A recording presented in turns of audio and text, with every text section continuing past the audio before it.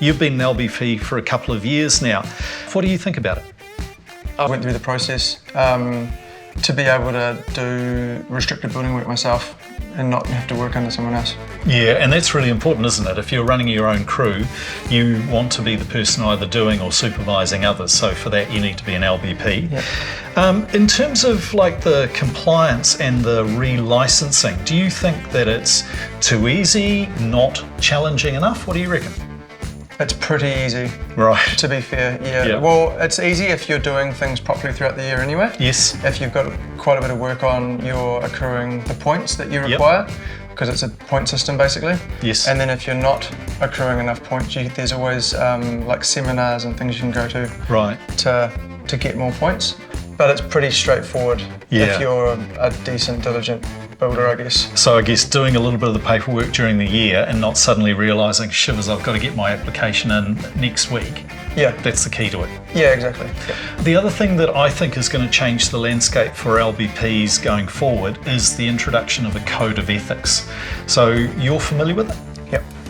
I think it's a really good thing. Yeah, it is good. I think it's important to have that benchmark because mistakes happen on site. Sure. We're human beings are building this stuff, and the builders miss things. Yep. But I think as long as you're operating ethically and being open and transparent with the client from the start, if something gets missed, then it should all be happy days, or at least there should be some sort of level of understanding there. Sure. The other thing too is, in terms of us as LBPs, we are responsible for our work, possibly for 10 years in the future. You personally, as the business owner, how do you feel about that? Does it keep you awake at night? It can do, or when you get a call up and someone said, hey, there's a floorboard squeaking. Yeah. And then you automatically think, did we glue and screw, or did we only screw? Yeah. But that's where you've got to have your own systems as a company owner. Right. Good QA to prove that you've done what was to code. Yep. But ultimately people make mistakes, so maybe we missed a bit.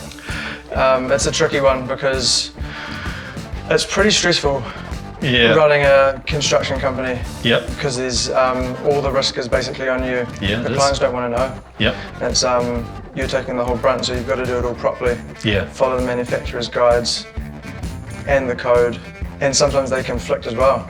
Sure. So it's working your way through that. Yeah, there's a few sleepless nights. Yeah.